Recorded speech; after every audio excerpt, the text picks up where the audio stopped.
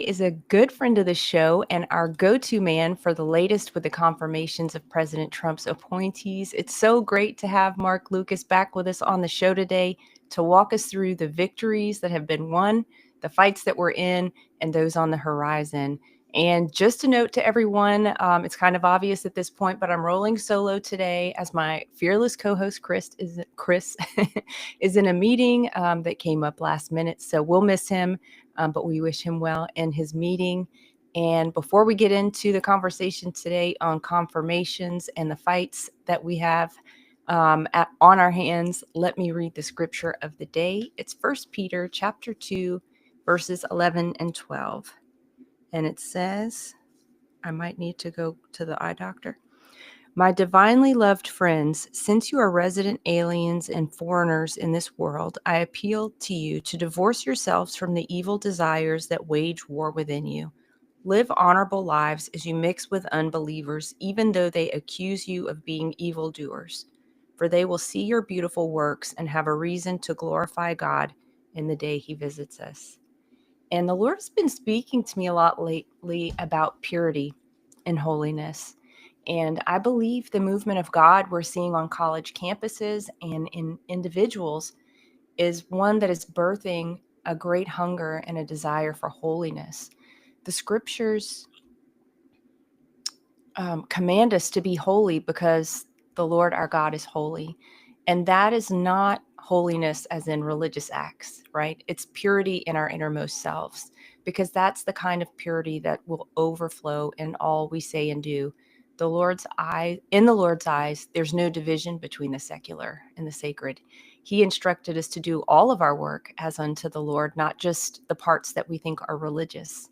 In Romans chapter 12, verse 1, Paul calls us to be living sacrifices, holy and set apart for service to the Lord. And he says that this kind of living in holiness and purity, is our spiritual act of worship. It's living this way that will cause the unbelievers we come across to wonder why we're different. Even as they bring insults and false accusations against us, they will know that there's something very different about us. And when all is said and done, whether they choose to serve the Lord or not, this passage tells us that they will draw the connection between our holiness, our way of life, and the Lord. So with that, let me bring in Mark. Mark, thank you so much for joining us this morning. You have been a busy man. Article 3 project has been in the middle of the ring here, fighting out some pretty big fights. Why don't we start from the top of the fights? So you came on the State of Freedom a couple months ago, and you were so vocal and so strong in your support of Pete Hegseth. He's been on the job now for, you say, about a month. And what's your estimation of how he's been doing? What's his job performance rating so far? It's hard to believe that Pete Hegseth has only been our Secretary of Defense for less than a month, hasn't even been 30 days, but he's been able to really reset our warrior ethos in the military. He's been able to help President Trump advance his America First foreign policy objectives. And Pete's also assembled a great team. So let me kind of break that down. Yeah. First, the warrior ethos. Early on, Pete renamed uh, Fort Bragg. We went back to our namesake at North Carolina, a famous military base, and that really set a strong tone across the world that we are returning back to our fundamentals, war fighting and lethality. No more of this DEI wokeism that we saw plague our military over the last 4 years. And Mark, I haven't had anybody break it down for me. Why did it get changed over to Fort Liberty in the first place? And what's the significance of the name Fort Bragg? It was going back to these Civil War generals and this political correctness to rename everything, to remove these statues. And Fort Bragg, Fort Benning in Georgia, which is really near and dear to my heart. That's where I did my infantry officer training and my ranger training. They were just trying to rename all these facilities and forget our history. And so, for a lot of us that grew up on these military installations, we find a real identity there. And for Pete to be able to say, hey, we're going back to Fort Bragg, sent a really strong message. And then also with recruitment, because of Donald Trump and because of Pete Hegseth, they've been able to help reinvigorate our recruiting numbers that were dismal underneath President Biden because of just the wokeism, but also because of the vaccine mandates. Yeah. And Pete Hegseth has also said that we're going to bring these people back onto duty. We're going to restore their back pay. We're going to basically restore their dignity as service members, which was so critical. And then second, if you look at how he's went to Germany and how he's went to Poland, how he's been able to advance President Trump's America First foreign policy. You saw those famous images of him deadlifting with soldiers, Yeah. running in the snow, doing push-ups with his hands in the snow in Poland. That sends a strong message, as Pete Hegseth was a former junior officer, that he stands shoulder to the shoulder with our young men and women in uniform, which sent a strong message. But also in Ukraine, he sent a very strong and focused message that we're going to put America first, we're going to put peace first, and we're going to try to end these deadly wars. And then third, I would say, look at Pete Hegseth's team. Look at the people that he's been able to assemble. Many of Pete's team I know personally. I've known Pete Hegseth for over a decade. His senior advisor, Dan Caldwell, was the executive director for Concerned Veterans for America underneath my leadership. He did an incredible job advancing the Mission Act and all that accountability at the Department of Veterans Affairs. But then you've also got Darren Selnick, who's the acting undersecretary of Personnel and Readiness. He was a finalist to be the VA secretary. He brings a passion to reforming the DoD and the VA. Then you've got Sean Parnell as the senior spokesperson for the Pentagon, a guy who's a junior officer, an infantry leader like Pete and myself. Sean's got 2 Bronze Stars, a combat infantry badge. So Pete Hegseth in under 30 days has been able to reset the warrior ethos, bring in a world-class team, and really been one of the shining stars in President Trump's cabinet. I love it. And, we had a guest on not too long ago, J.J. Carroll, who's a former Border Patrol agent. And one of the things we talked to him about was the fact that this administration is really bringing some masculinity back into governance. It's bringing masculinity back into male leadership. And I think that's something that's so amazing. And it's something that we're seeing with Pete as well. I saw, I was thinking about, as I saw, he's put out a couple of new commercials, recruitment ads, and they're fantastic. And it brought me back to when I was probably in high school thinking about what I was going to do. Now, I'm probably the last person that needs to be recruited into the military. Let's be honest. But just this whole Top Gun kind of fast-paced, patriotic, very vigorous, very winning mindset oriented military seems to be kind of stirring again. And I think that's going to get young men and women really activated to be in the military, because they don't want to be part of some wimpy group who can't even tell the difference between men and women. They want to be part of a lethal fighting force. They want to be on the winning side. If they have to be on a side, they want to be on the winning side. And I think Pete's bringing that, and it's so fun to see. It's so encouraging to see. I agree. I love the new marketing campaigns that are basically just taking us back to the fundamentals. Young men and women, we joined the military, many of us after 9/11. Yeah. And we wanted to kill the people that were responsible for those terrible and heinous acts at the Pentagon, in Pennsylvania, and in New York City.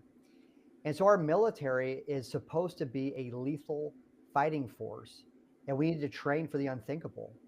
And Pete and like Sean Parnell and Dan Caldwell, who was also a Marine, we understood what we were getting into when we enlisted after 9/11.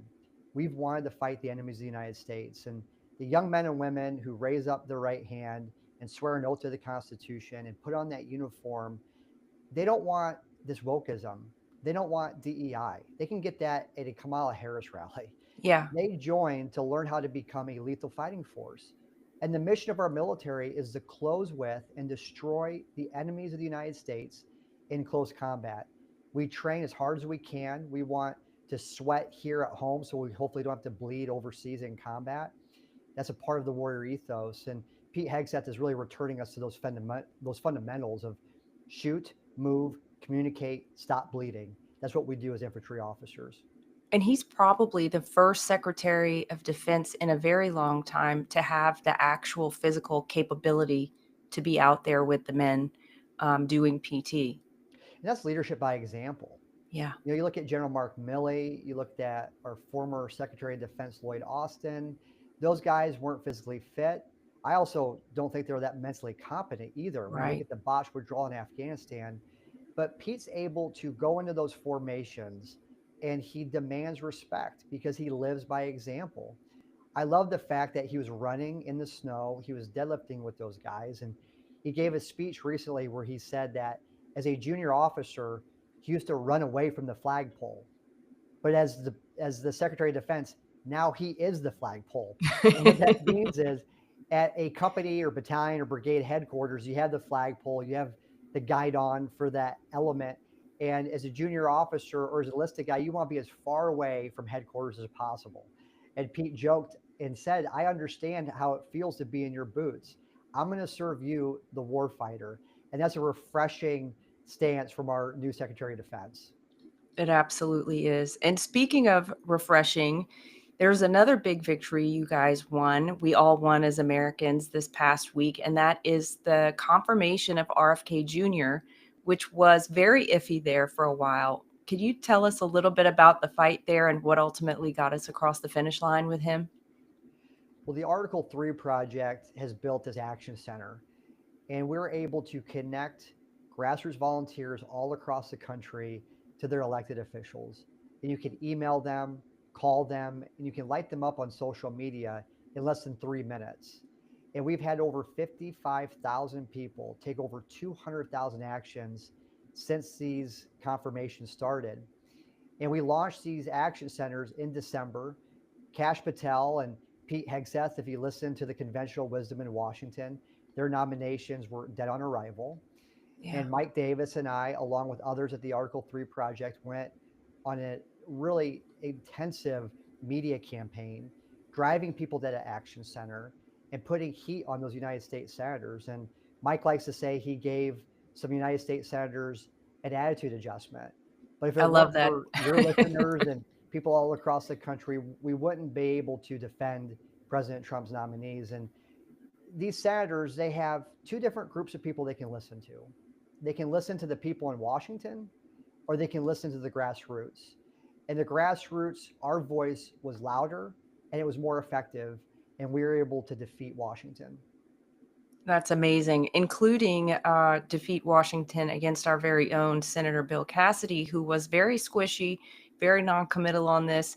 You know, Mark, we get these responses from our senators, and I'd love to hear if you get these kinds of responses or hear from other senators like this.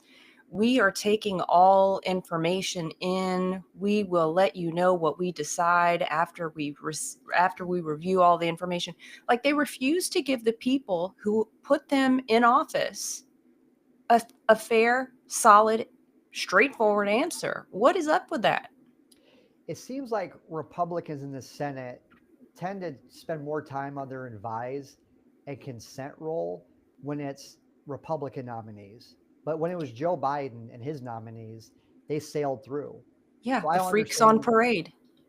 exactly. I don't understand how these Republican senators, if they watched the same election results we did, when we saw that President Trump delivered every single swing state, how Yeah. President Trump won the popular vote, how he had electoral vote just landslide. I don't know if they were watching the same broadcast that we were.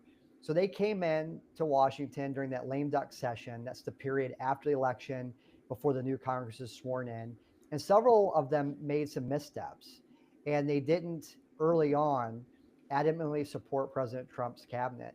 And they paid a political price. We saw all across the country. And I can tell you that the state of freedom, that your guys' podcast is so impactful because you're in Louisiana and you have the Speaker of the House, Johnson, in your home state, Yeah. and you have Senator Cassidy, who's a consequential swing vote in the United States Senate. So that's one of the reasons why the Article 3 Project, we love coming on your podcast because you have an outsized influence on some of the most key policy battles in Washington.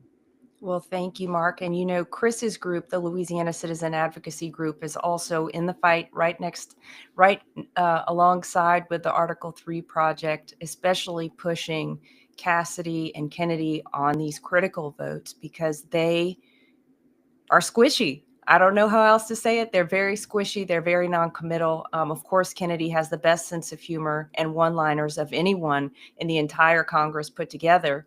But his votes, we'll see. We have to see where he lands on a lot of things. And so we've been doing a lot of pushing. So appreciate the kind words. And we always love having y'all come on. Other politicians, what's the future for politicians like Lisa Murkowski? She was, in my view, installed by really an anti-constitutional method of ranked choice voting. And Mitch McConnell, someone like him who seems to have more allegiance to the people of Ukraine and China than he does to America. What happens with these politicians who are blatantly defying the will of the people they sent to represent? This is like a bridge way past squishy. We have to keep the pressure on. And a lot of politicians count on the fact that most people will not pay attention in off election years. And the Article 3 project, along with your podcast, we are changing that dynamic. I understand that our grassroots volunteers, they don't just care about politics in election years, they care about their country every day of every year. They want to stay engaged. So we're going to continue to inform the grassroots on how these senators are voting, and we're going to be able to connect them with their offices, both in DC and in their home states, so we keep the pressure on. Because if we just go back to our normal lives and we don't contact their offices and we don't hold their feet to the fire, they will start listening to Washington more than they'll listen to their home state. So the Yeah. future for these senators, I think they learned early on that President Trump's mandate is real. The grassroots are more energized than ever. And we're going to confirm every single one of Trump's cabinet picks. And now we're going to move on to immigration policy. We're going to move forward on taxes and spending. And these Republican senators, I think they learned really quick that they better be on the same page. And it will pay for them to be on the same page sooner than later. Yeah. And I think the work that Doge is doing and all that they're uncovering, Mark, and just the reckless, and not just reckless, but honestly, a lot of it was very purposeful misuse of American taxpayer funds. And all of this screaming from the left about, why we need to not have transparency. I saw Maxine Waters get up and say from a podium, someone asked her, "Why are you so worried about transparency?" And she said, "Because we don't know how much they know about us." My jaw hit the floor. I was like, wow, this is the very definition of saying the quiet part out loud. But this kind of stuff, we thought the election was a tough fight, and it was a tough fight in and of itself. But the American people are pissed, super pissed. I mean, just getting people to pay their taxes this year is going to be, I think, a challenge because we've seen how poorly our funds have been used. Well, I'll say that Elon Musk and Doge are uncovering a bipartisan problem. These problems with Social Yeah, Security payments and with Medicaid fraud, they've existed for a long time. It wasn't just over the last 4 years with President Joe Biden. We've had Republicans in charge of Congress, we've had Republican presidents. yeah, This is a decades long problem that took Elon Musk and his team, his small team of engineers, to discover in less than 30 days. yeah, Just imagine what else we're going to uncover over the next 4 years. And I agree with you as a taxpayer. I think there may be the need for a moratorium on us paying our income taxes until the federal government gets their house in order. yeah, These politicians and these bureaucrats, they work for us, the American people, the citizen, the voter. We are their boss. They serve us. And we are not getting a return on our investment. We need to uncover all this waste, fraud, and abuse. And we need to reset the power structure. It's the grassroots and the American people that are in control, not Maxine Waters, not unelected bureaucrats. yeah. And maybe some of these legislators need to have their paychecks suspended until they get on the right side of this issue. So many of them lockstep voted for omnibus after omnibus without finding out what in the world was in it. So, You bring up a great point about the omnibus. Due to all the waste, fraud, and abuse that Elon Musk has uncovered, when we get to the omnibus and we get to spending, it's going to be very hard for these politicians to ask for more and more money. yeah. So I think this puts us in a really good position when we start looking at spending, when we start looking at department by department audits.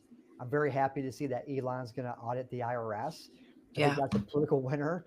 The American people have been unhappy with the IRS for decades.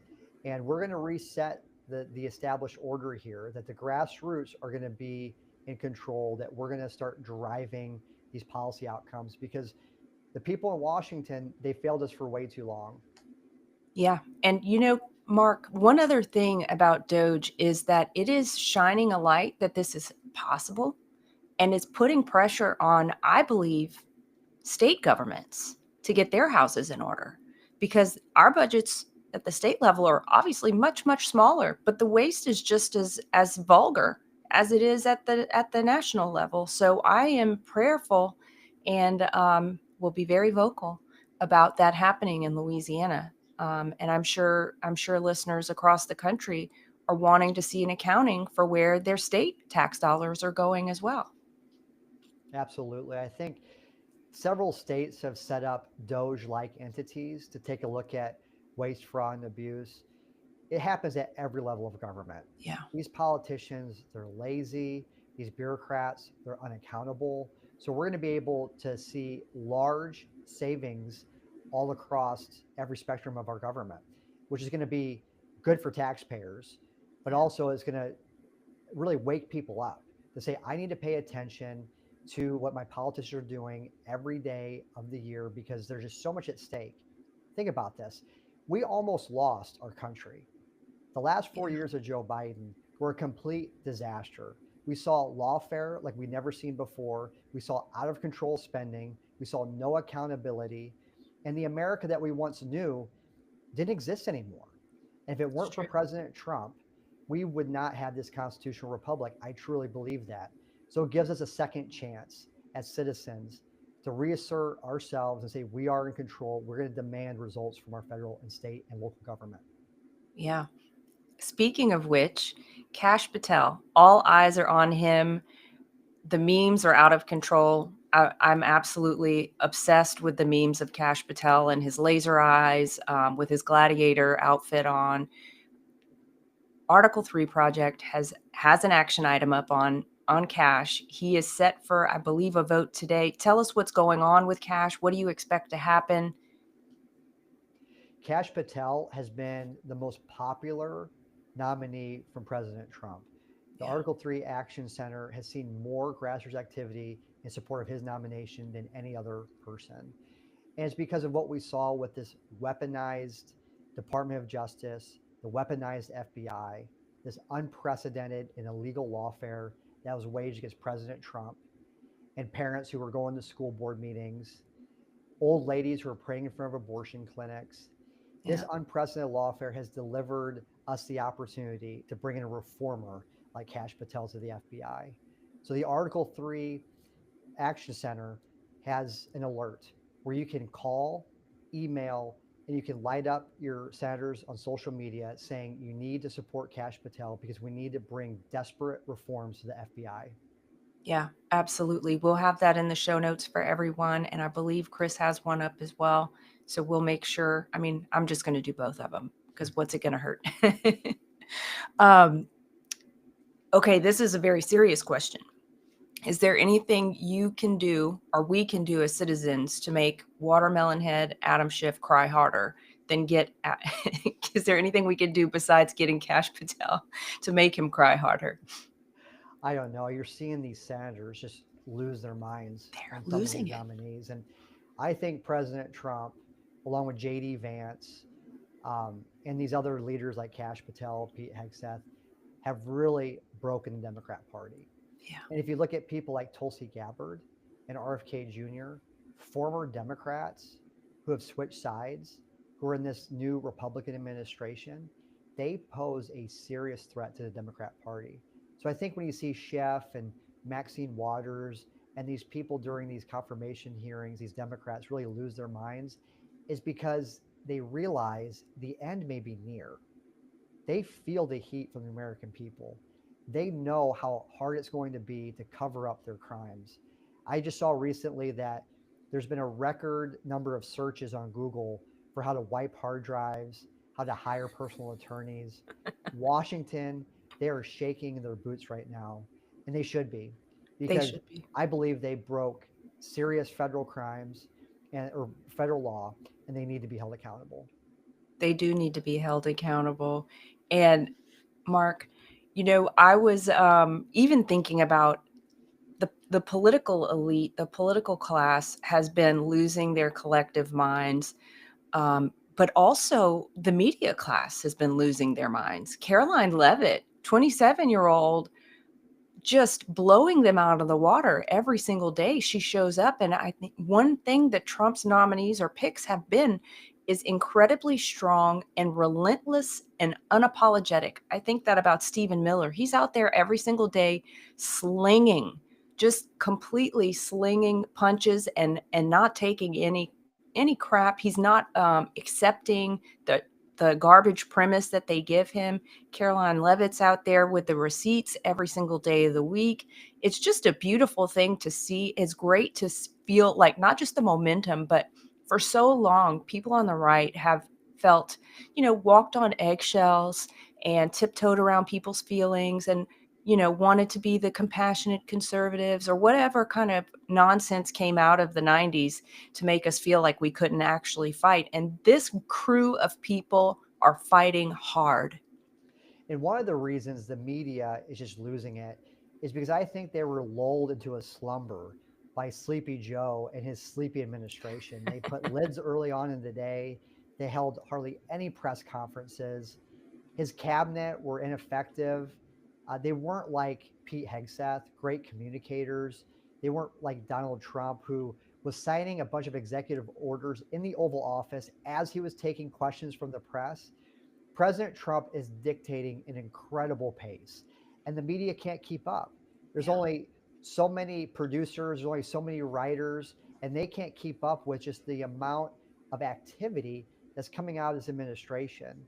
And like I said earlier before, Pete Hegseth, it's hard to believe he hasn't even been SecDef for 30 days. He's already done international trips. He's already met with people from NATO, with Ukraine. He's resetting the policy discussion here in America on on the border, along with Tom Homan. He's been everywhere. Same thing with Tom Homan with ICE. These guys are relentlessly pursuing these illegal aliens who are coming in and conducting crimes. The media can't keep up on top of all these executive orders. So we see President Trump, a man with a mandate, a man with incredible energy, who's bringing the reforms as this country desperately needs. And that's why his popularity is at an all-time high. It is. And I have been saying that the media and the politicians have been drinking from Niagara Falls, not just a fire hose, but Niagara Falls with Trump's just blistering pace. It's amazing. Just to get back to the activist judges that we, talking about Kash Patel, talking about the weaponization of the federal judiciary against the American people, J6ers, and like you said, moms and dads who went to school board meetings, Catholics in particular. Will Article 3 project play into the impeachment of any of these anti-constitutional political activist judges? And do you think Kash is going to be going after them, or what's the appropriate route even for going after them? I've seen, it looks like some members of Congress have filed some articles of impeachment against several. The Article 3 project will continue to hold these judges accountable, just like we filed judicial complaints against these guys during the unprecedented lawfare against President Trump. Yeah. We'll continue to call them out and name them and shame them like Mike Davis has done. There are some potential conflicts of interest as well. You see these judges who are trying to obstruct President Trump's policy objectives. Yeah. And there's some of these judges who have ties to USAID, who some of their wives have received payments from different nonprofits that may have ties to USAID. So there's a lot of serious allegations that are floating around about the intent of what these judges are doing. And what we're seeing is that these judges, they weren't elected by the American people. They're obstructing the will of our citizens. And they're also violating President Trump's ability as the commander in chief, as the president of the United States, with his Article 2 authority over the executive branch. So the Article 3 project will continue to monitor this and will hold these people accountable. Awesome. I'm very happy to hear that. Now, what's the next fight that you guys have your sights on? What comes after Kash? Say right now it's all Kash Patel. We can't take anything for granted. I always tell people that you're good in a confirmation fight until you're not good. On the Friday morning of Pete Hegseth's confirmation, I woke up and we had the votes. We didn't count on Mitch McConnell. We counted on a tie break. But later on that day, Senator Tillis from North Carolina started to show some weakness. And we had to double down and have our action center send as many people as we could into his office. So you never know what type of last minute curveball you'll get. But we also saw that with RFK Jr., but it went in a different direction. Everybody started breaking his way, right? So I always tell people that you can't take any of these confirmations for granted. You've got to continue to call and email your senators. You can do it multiple times, not just one and done. So you may have reached out to your home state senators when Kash was announced. You may have reached out to them when he came out of committee. Well, now you've got to reach out to them again as they do this procedural vote today.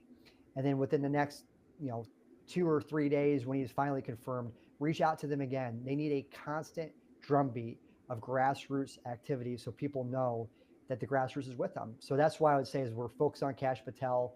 We'll also be focused on confirming a great amount of judges for President Trump. That takes us back to our core mission. The Article 3 project was founded to confirm really good constitutional judges, but also to beat back against bad judges as well. So we're returning back to our core competency, which will be the judicial branch. Awesome. Well, keep your foot on the gas. We will do the same. Mark, thank you so much for joining us today. For all of our listeners, please do plan to join us on Thursday, same time at 10 Central. We will have with us Cade Brumley. Dr. Cade Brumley is the state superintendent of schools in Louisiana, talking about some wins that our state is seeing with education. Mark, any last words from you before we let you go? I just want to thank you and what you guys are doing in the state of Louisiana. You've been so critical to help us pick up key votes from Senator Cassidy, and you're going to be very pivotal too as we get to some of these spending battles in the House of Representatives. The Speaker of the House is from Louisiana. So I want to thank you so much for what you guys are doing. You're true grassroots champions. Well, it's our pleasure, and we will do our best to make you proud. We're going to keep our foot on the gas as well. Thank you so much, Mark. We'll be talking to you soon. Thank you. Great. Thank you, sir. You bet. Thank you for having me.